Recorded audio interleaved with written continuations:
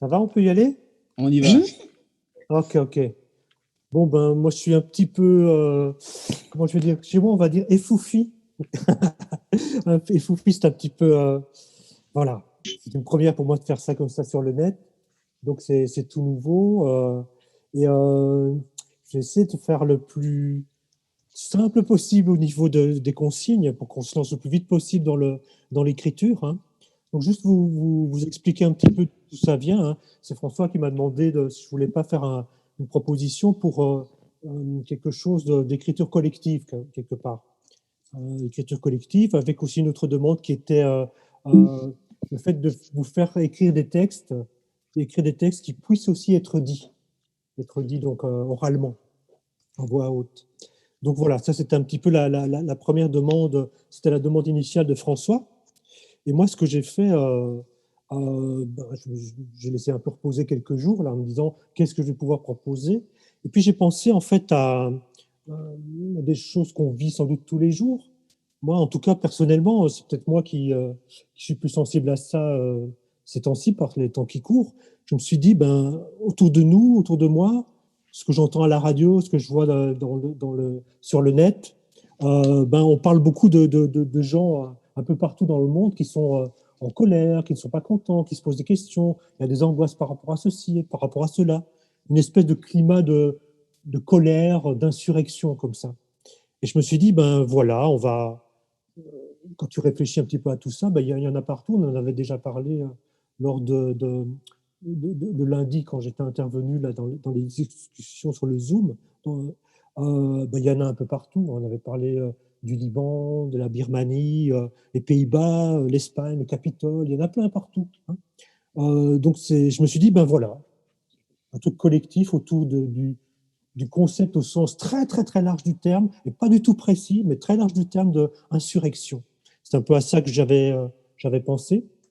Et pour construire la proposition en tant que telle, je me suis dit, ben, insurrection, ok, c'est bien, tu as le thème, tu as le titre, pourquoi pas essayer d'écrire en collectif là-dessus. Ça peut le faire, ça pourrait le faire. Enfin, c'est ce que je me suis dit. Et du coup, ce que j'ai fait, j'ai été voir un petit peu dans ma bibliothèque, comme ça, a priori, ce que je pouvais trouver comme bouquin où l'insurrection, où les manifestations, où des gens, des foules en colère se retrouvent. Et du coup, moi, ce que j'ai trouvé dans ma bibliothèque, je ne sais pas si, enfin, j'ai les bouquins ici avec moi, mais c'est pas nécessaire que vous les voyiez, hein, pour ceux et celles qui sont déjà sur le Framapad. Moi, première personne à qui j'ai pensé, c'est William Burroughs, qui est un écrivain américain que j'adore.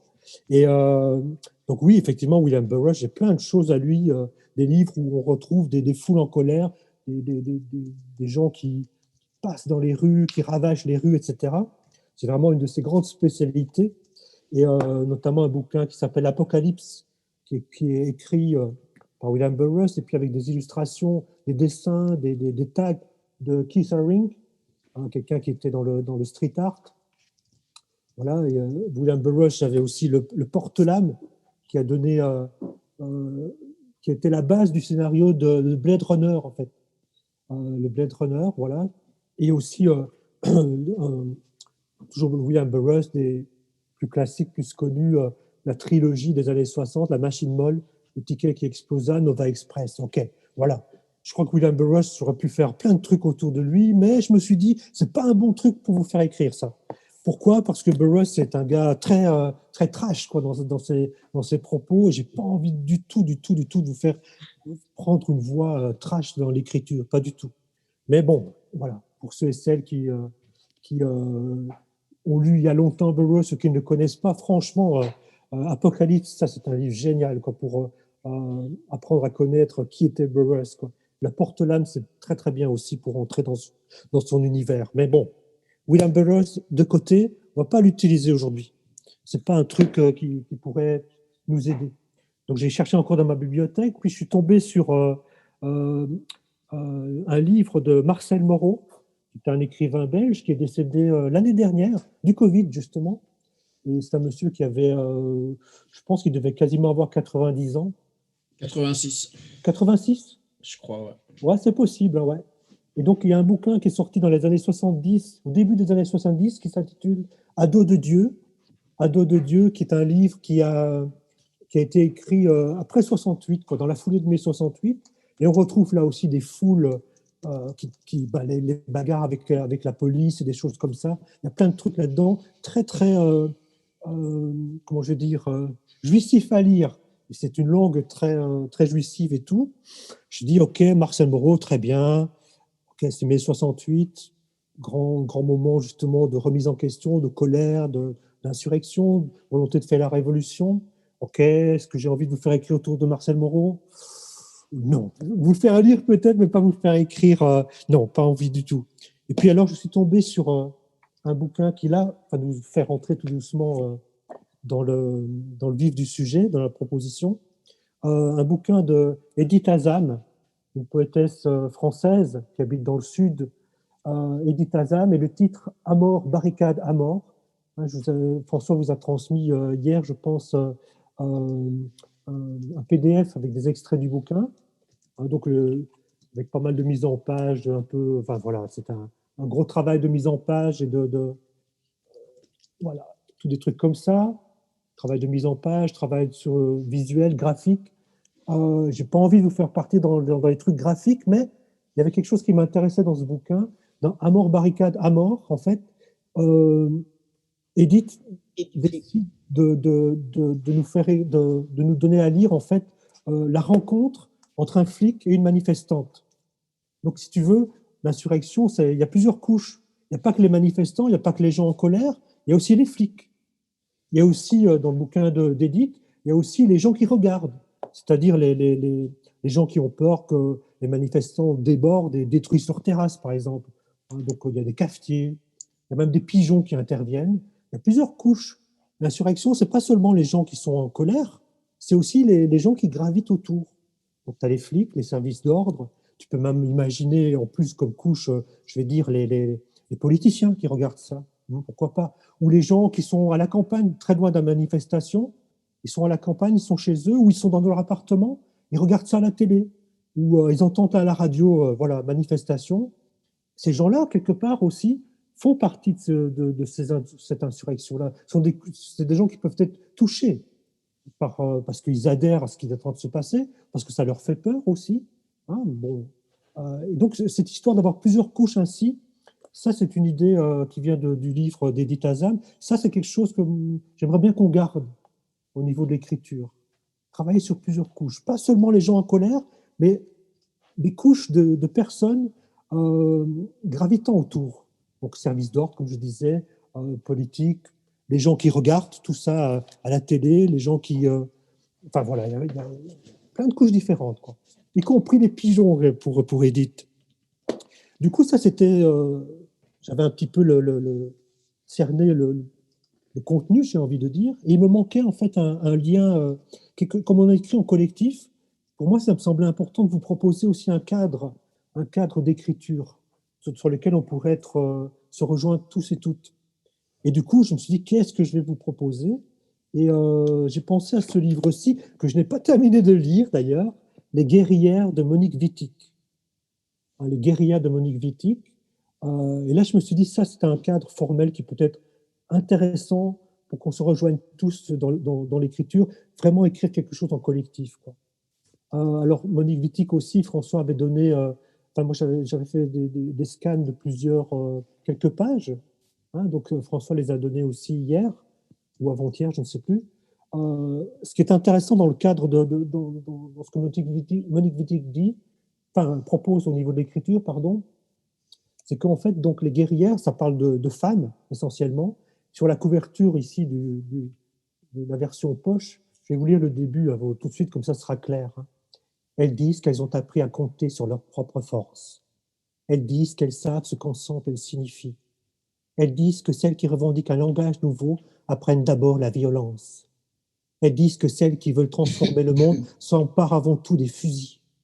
Elles disent qu'elles partent de zéro. Elles disent que c'est un monde nouveau qui commence.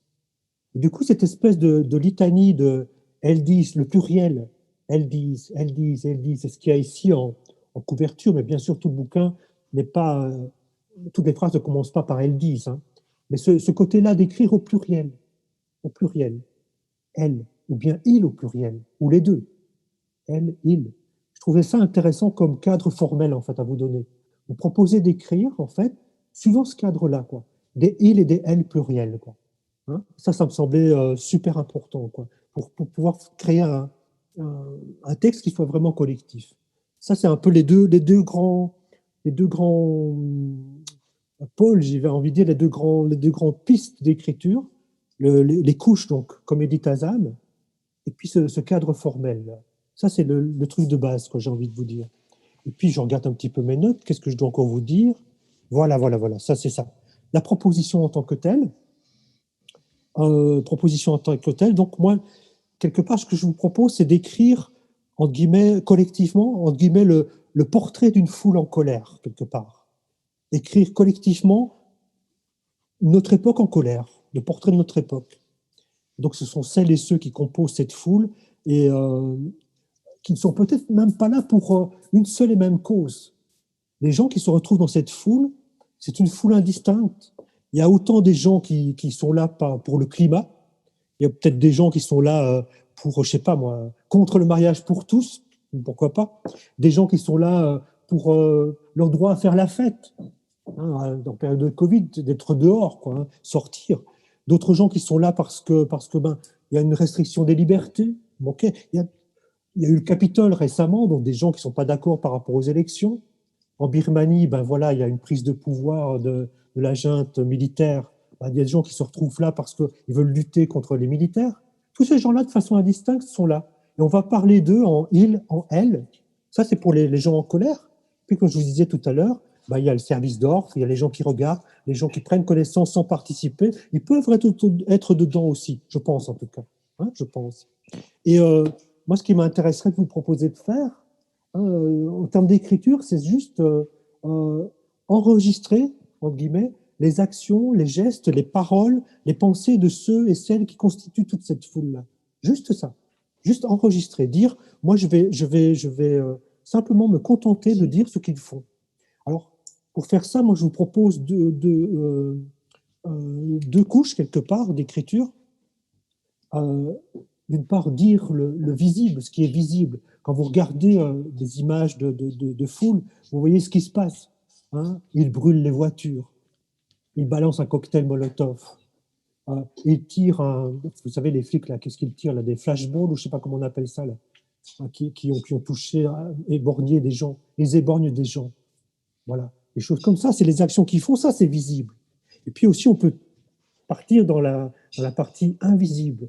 La personne qui tire comme un flic qui tire, il tire, il éborgne quelqu'un, qu'est-ce qu'il a dans la tête?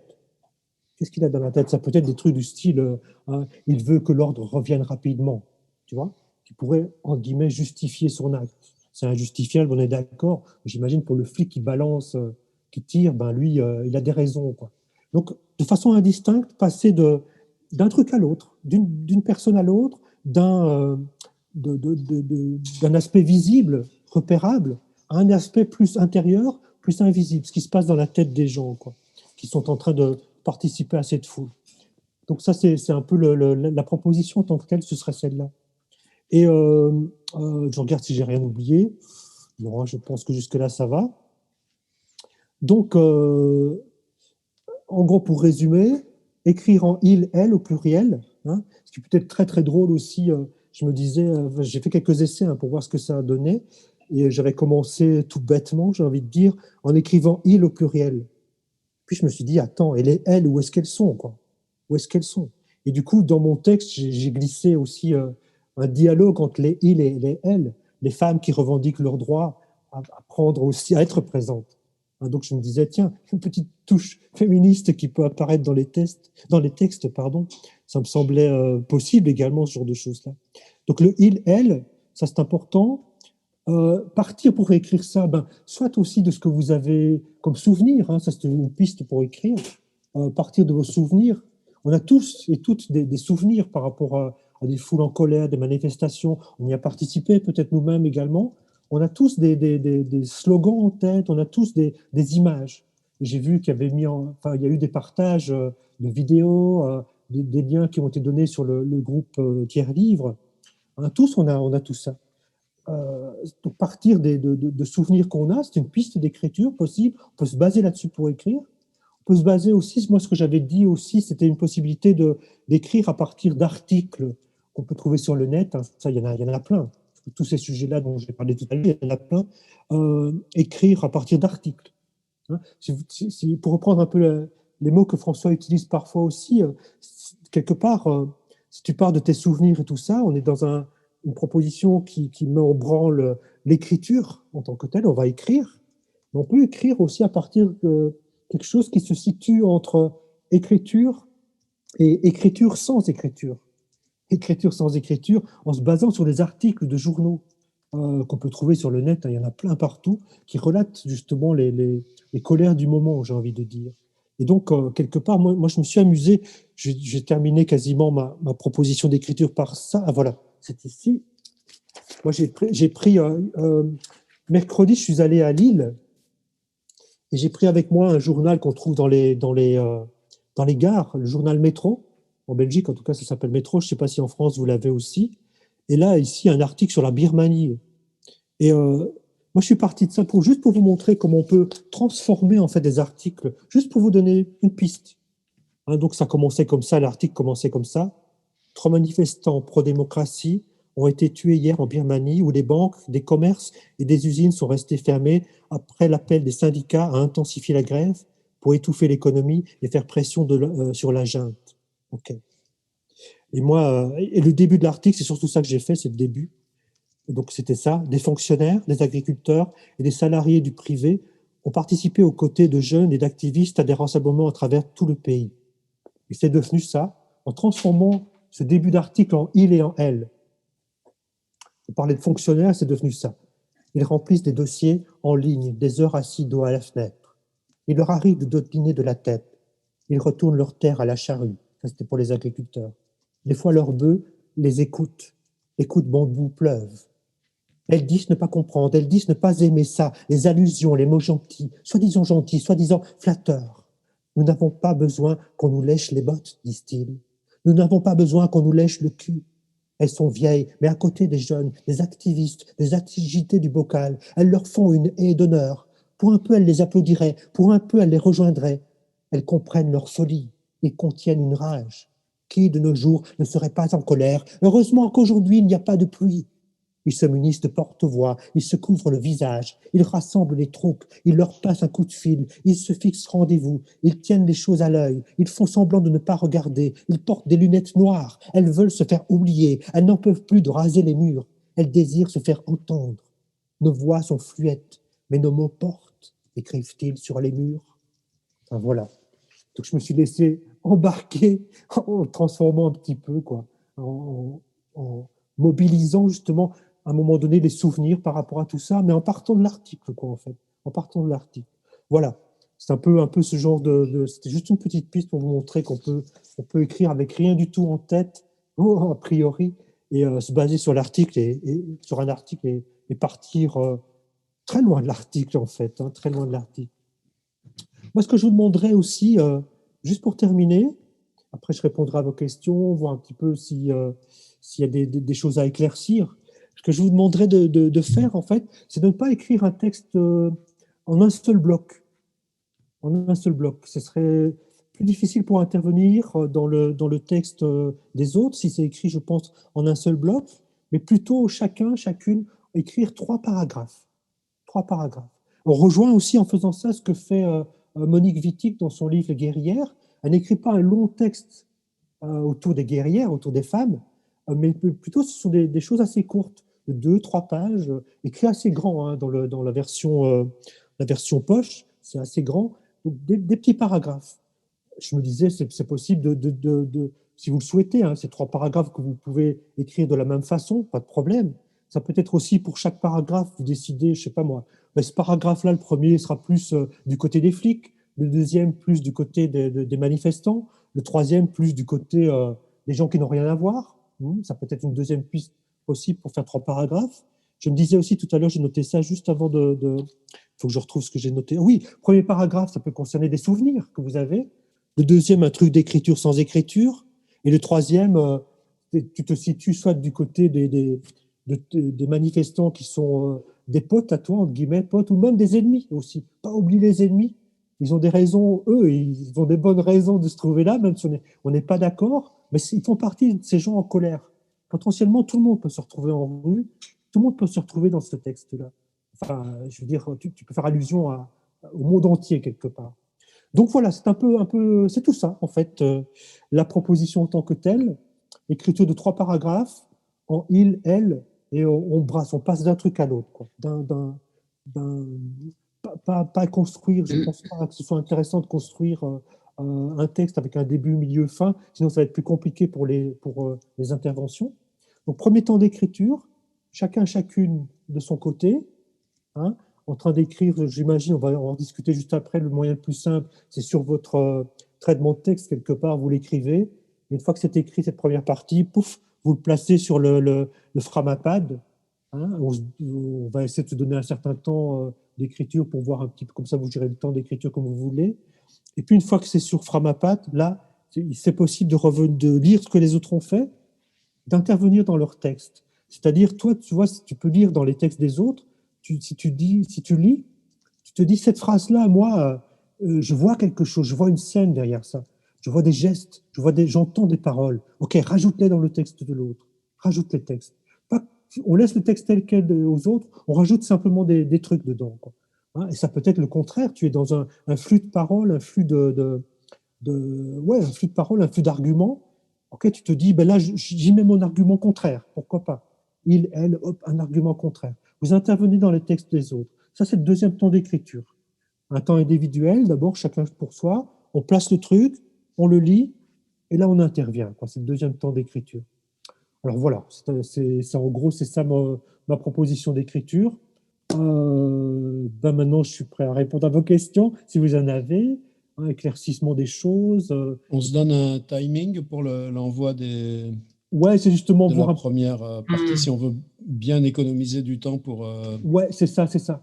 Parce que, l'interaction. François, à ton avis, combien de temps pour la première partie?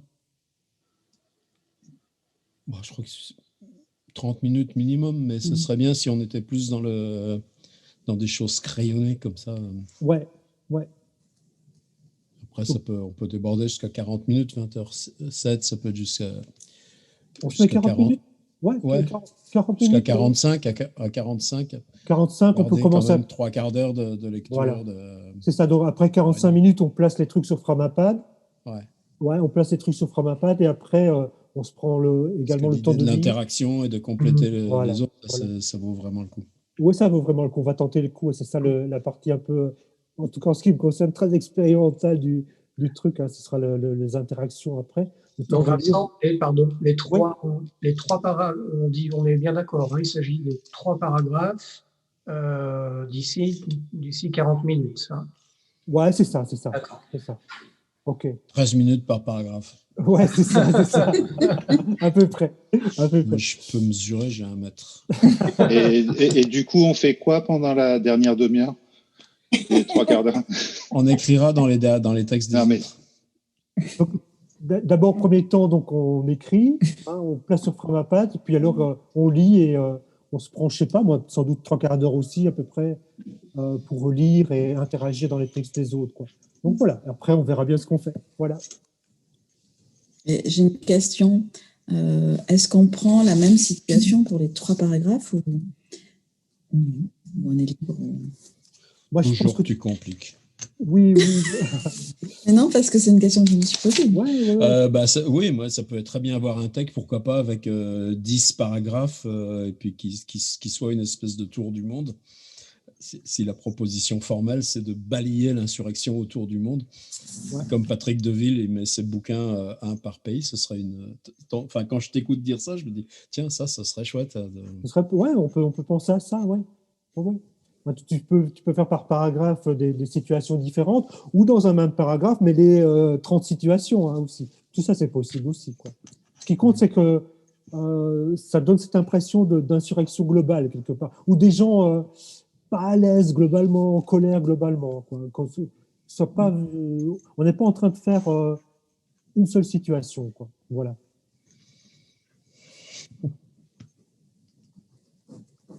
C'est OK? Ouais. Marche. Ah bah c'est parti alors. Super. C'est parti.